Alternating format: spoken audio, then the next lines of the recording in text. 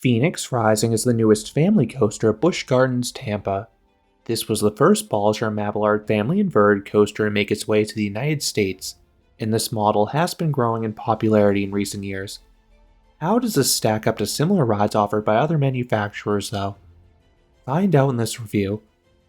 For its first 2 decades, Bolliger Mabillard was known exclusively for thrill coasters. This included a series of mega coasters and looping coasters, with one of their most popular models being the inverted coaster. These rides would position guests below the track, subjecting them to rapid and forceful flips. The company had 2 weird projects in 2014 and 2018. They were asked to construct family inverted coasters for 2 of the Happy Valley theme parks in China.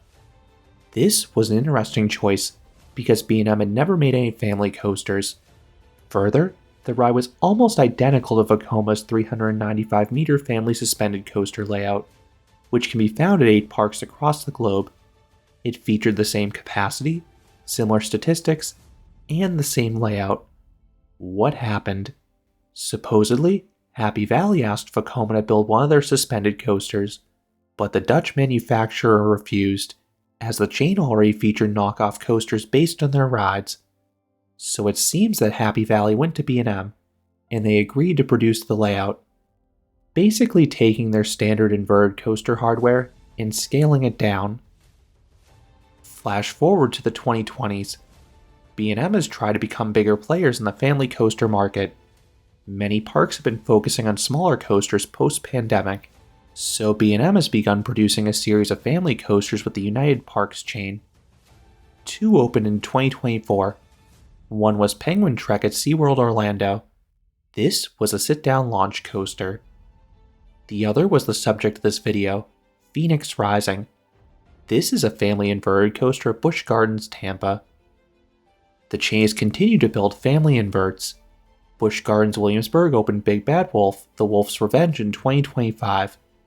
And SeaWorld San Antonio is currently erecting Barracuda Strike for the 2026 season. And outside the United Parks chain, B&M has been busy building this model for the Legoland parks in China. But back to Phoenix Rising. This was placed in the Pantopia section of the park, where Sand Serpent once resided. Sand Serpent was an off-the-shelf wild mouse coaster. The ride was old, and some found the experience uncomfortable with the strong laterals and sudden braking, so it's not too surprising it was removed. Phoenix Rising is a major upgrade in many ways. For one, this ride features a custom and more elaborate layout. It goes beyond Sand Serpent's old plot, crossing over a service road before winding alongside Pantopia's midway. The ride is also more visually appealing. The blue track looks great, and the fiery colored trains really pop against that. I also love how this ride looks from the Sky Ride. You get a fantastic aerial overview of the layout, getting super close to that first turnaround. There is not any theming along the course, which is a missed opportunity in my opinion, but there are some things to see while you wait. There are a few props in the queue, then the station has an awesome dispatch and return sequence. There are screens on the back wall with a phoenix that glows and flies, and this is paired with a triumphant audio score. One of the biggest downsides to this coaster is its capacity. Phoenix Rising seats just 20 riders at a time, as the train is comprised of 10 rows of 2. Many family inverts and suspended coasters have only 1 train. This is typically because the brakes are contained within the station to save on space. What is really frustrating with Phoenix Rising is that it features a full brake run, yet it still has just 1 train. This ends up being fine on most weekdays. I visited on a Monday in the winter, and the ride was a complete walk-on. But if you visit on a weekend or a holiday, the line will likely be 30 to 45 minutes minimum. On these days, it is smart to head to Phoenix Rising early before the queue backs up. Alternatively, the line will die down towards the end of the night, as some of the families tend to leave early. If you visit on a particularly busy day, this ride is offered in the park's paid quick queue skip the line system, but it is currently a pricey one-time upcharge. This is what the United Parks typically do with their newest rides. I imagine I'll switch to unlimited in the next year or 2. If you have quick queue, you merge directly into the station. There, both quick queue and standby can select any row. I thought the forces were pretty similar across the train except for one element. That being said, I had a slim preference for the front. Here, you have an unobstructed view and a slightly smoother ride. This will just likely have a longer wait. Riders are secured by overhead lap bars. These are comfortable and similar to what can be found on other B&M family coasters that have been produced this decade. The seats feel a tad narrow, but that is not too big of an issue for me. This design is what allows the low 42-inch minimum height requirement. This makes it very accessible to young kids. It is worth noting the family inverts at Happy Valley featured different restraints. Those rides had the B&M vest restraint, just without the vest component. So you had a much thicker bar over your pelvis, and the sidebars were further forwards, making them easier to grab. While these had a bit less freedom, I thought the wider seats made them more comfortable for adults. However, they came with a higher minimum height requirement. Guests have to be at least 45 inches tall to ride these coasters, so I get why B&M redesigned their trains to be more accommodating. Once secured, you have a fun dispatch sequence. You also realize this ride has onboard audio. It is a nice addition that I was not expecting. The score is not overly memorable in my opinion along the layout, but on top of that, you have some bird sounds timed with a few elements. The layout starts by turning slightly right out of the station. You then ascend an 80-foot or 24-meter tall lift hill. This is quite sizable for a family coaster, but it does not feel all that tall at this park because it is dwarfed by so many other attractions here. It is also worth noting this ride uses a chain lift, as have all the other B&M inverts. This is a stark contrast to Vekoma's product that uses drive tires. The latter can lose grip in wet or rainy conditions, which can cause those coasters to close during or after storms. So Phoenix Rising is theoretically more resilient in rainy conditions, which is a major advantage in Florida. Once at the top, the ride begins with a banked double down.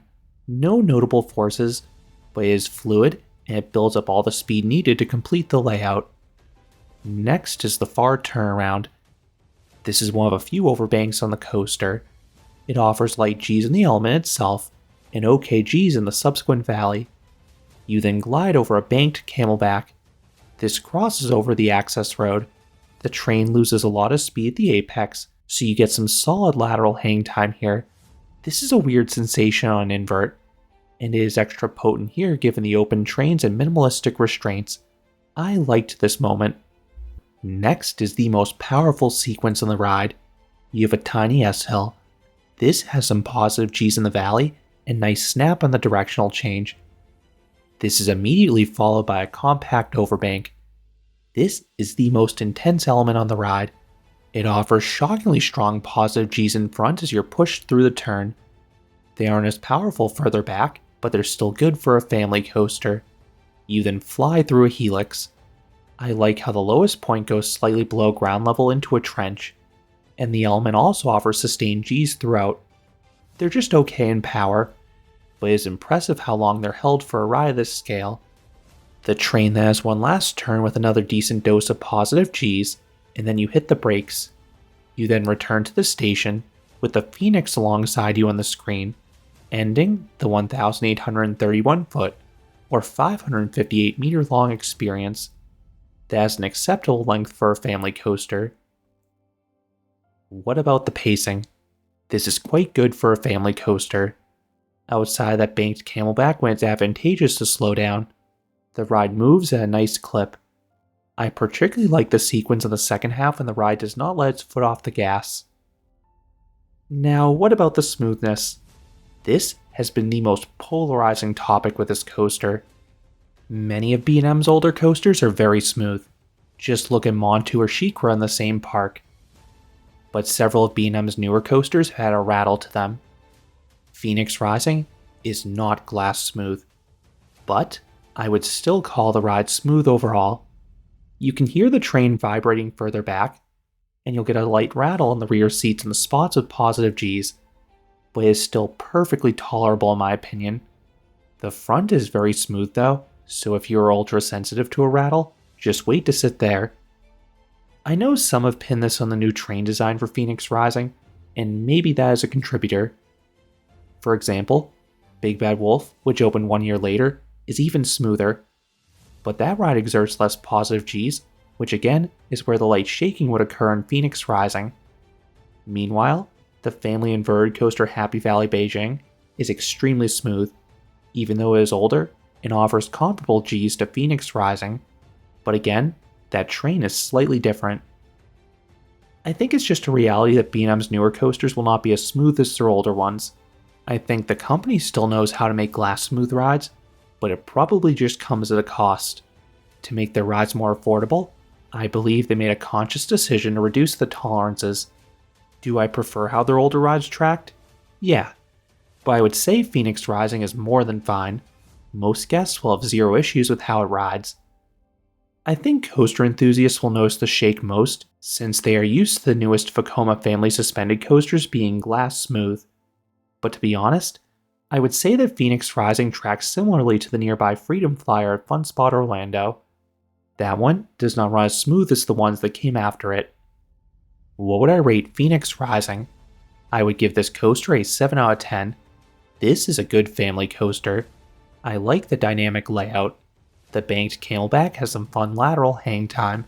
Then the second half has lovely pacing and positive Gs for a family coaster. I do wish the layout had some theming alongside it, but this is a nice coaster that will appease guests of all ages, and it is a much needed addition in this park's ride lineup. How does it compare to the other family inverts and suspended coasters out there? Quite favorably in my opinion. I think Phoenix Rising offers better forces than the Vekoma ones. I would also take Phoenix Rising over Happy Valley's family inverted coasters due to the superior pacing. I do prefer Big Bad Wolf at Busch Gardens Williamsburg though. That is a longer ride with better visuals.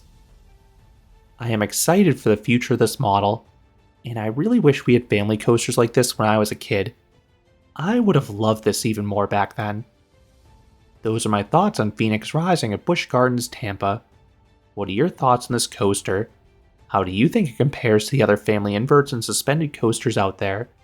Let me know down in the comments. If you enjoyed this review, I would appreciate it if you gave this video a like, commented down below, and considered subscribing, because there'll be a lot more roller coaster and amusement park videos here at Canopy Coaster. Thanks for watching.